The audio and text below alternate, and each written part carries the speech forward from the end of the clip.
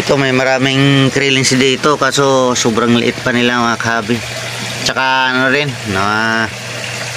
nabawasan na rin kasi ito kasi yun nga hindi natin na masyadong naalagaan mga kahabi.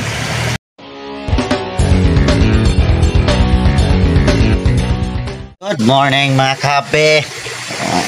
Sabado, walang pasok mga kahabi, no? So medyo tinanghali tayo ng gising. Magpapakain tayo ng mga isda natin mga kahabi.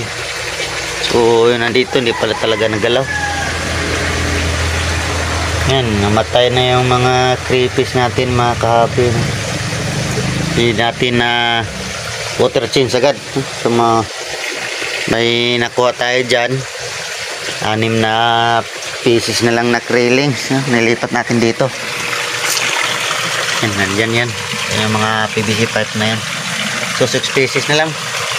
So yung mga nadido is 14 pieces. So sayang, ano, meron na sana tayong 20 pieces na krillings. Yung duck na natin wala, sira na, nangangamoy na. So dito yung mga krillings natin yan, ilipat natin yan mga kahabi. Lipat natin yan kasi baka abutan na naman ng magka-ammonia spike yung tubig, baka maubos na naman yung mga yan. So lipat natin dito, marami kasing tubig dito tsaka may isda, hindi ganun magka-spike yung ammonia dyan. Tsaka din dito rin, nako, mabutan na naman to, hindi kasi nailinis to mga kahabi. So linisan natin din dyan. Hindi makita na. Kunin natin yan. Ito may maraming krillings dito kaso sobrang liit pa nila mga kahabi. Tsaka ano rin, nabawasan na rin kasi ito kasi yun nga hindi natin na masyadong naalagaan mga kahabi. Namatay yung ibang krillings dyan. So mga natira dyan is nasa 50 na lang yata. Lilipat din natin yan, pero palalaki natin ng konti. Sisilip-silipin natin para hindi masira yung tubig. So yung mga picky beam natin, ayan, malalaki na. Maglilipat tayo dito nito doon sa harap mga kahabi. So medyo malalaki na sila, yan. Lilipat natin doon sa kabilang aquarium na sa harapan ng bahay para maganda tignan. Kasi may mga kasunod din yan. Ito mga fry, 27 pieces to mga kahabi. So medyo madami-dami na yung mga picky beam natin mga kahabi. Yan, mga fry. Yan, may nagpapahats tayo ng BBS. Kasi nung una wala tayong BBS. Ito yung si Canvats. Yan, malalaki na rin. So lipat din natin ng medyo malalaking lagayan to mga kahabi. Yung mga kasama nito dito sa kabila, ayan, PKBM yun, ayan, oh. Yan, mga malalaki na rin kaso parang konti sila. May predator siguro dito, medyo kumonti. Ilang piraso na lang to. Yun nakalagay dito is ano, 20 pieces. Ayan, parang nasa ano na lang, 1, 2, 3, 4, 5, 6, 7, 8, 9, 10. Nasa 10 na lang yata. So kukunin natin to, ilagay natin sa aquarium. Ito yung Dark Knight HB Blue natin, yan. So ito hindi pa talaga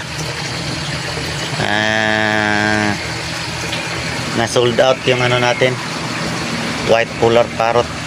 Yung mga hinilig sa monster fish dyan, yan, ganda tingnan ng mga kulay, puti, saka medyo green yung mga fins nila mga kahabi. Tsaka bubukol din to yung ulo nila kasi medyo may lahi ng flower hen kasi itong mga to, kasi appearance nito may bukol na sa ulo. Yan.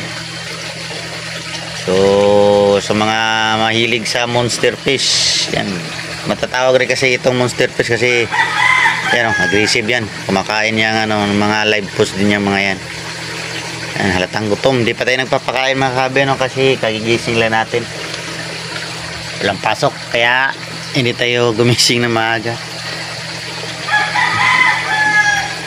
So, ikapan tayo doon sa likod. Okay, ito pala. Yung feeder koi natin. Nagi-green water na. Ayan, doon. Feeder lang. So, yung feeder koi natin na nabili nakapag-drop. So, mga ilan-ilan lang yung ano, may cup ang pula sa nguso, no? Siguro galing sa feeder talaga yon, yung crossbreed. Tapos ngayon lumabas na yung ano, original strain nila. Ayan, ito yung mga male, oh, yan. Walang cup, so, or walang pula sa nguso. Talagang feeder lang siya, yan. Pero napaganda yan. Solido yung katawan, no? Dalawa lang sila dyan. Medyo naliitan lang ako sa lagayan nila. Dapat isa lang dyan. Pang grooming tank kasi ito. Grooming tank or display tank. Yan. Ito yung mga full gold. Ito may magandang full gold dyan, no? Yan. Napakandang gold. Full gold. Naging tuloy-tuloy na yung video natin mga kahabi, no? Wala nang cut-cut to. Update. Ito yung mga flower horn. Ayan, nagkagata naman sila kasi ayan, pinalinisan ko sa anak ko yung ano, division nila para lagi silang nakikita. Yung first kita nila is mga aggressive, natumba yung division, kaya ayan, nagpang-abot yung dalawa. Siguro male ito, no? Yan, ay female yan, no? Buntis na yata to, malaki na yan, eh. Kaya ayan, pinalinisan ko yung division para magkita-kita sila, para pag gusto natin mag-breed hindi na sila masyadong aggressive, ano? Kaso against the light tayo, magre-reflect yung araw, yung liwanag nagre-reflect, kaya hindi masyadong kita. Yan yung malaki na tiyan yan, eh. Yan. So subukan natin mag-breed. Ayan, may sugat yung katawan. Subukan natin mag-breed kung mag-success ba tayo nito, kasi hindi tayo sanay sa mga monster fish na mag-breed. Ito yung parents ng feeder ko, yan. Yung male pala nito is nilipat ko doon kasi papaanakin ko to. Wala, na-water shock siya. Wala, matay. So ito na lang. So yung anak ibabalik ko dito, yan. In-breed ko. So maghanap ako ng ano, feeder ko. Merong ano dito, eh. Ayun, mga anak din niya. Ayan, may pula sa nguso, ayan. Ayan.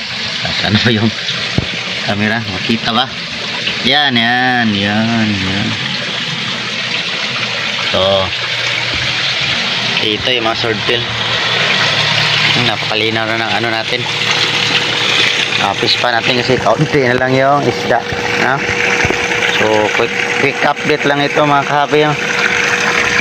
So busy tayo sa trabaho, hindi tayo makapag-video ng marami mga kahabi. Siguro hanggang dito na lang muna yung update natin mga kahabi. So hindi pa nakasubscribe, please subscribe to my YouTube channel and hit the notification bell para updated kayo sa mga susunod kong video. Happy fish keeping!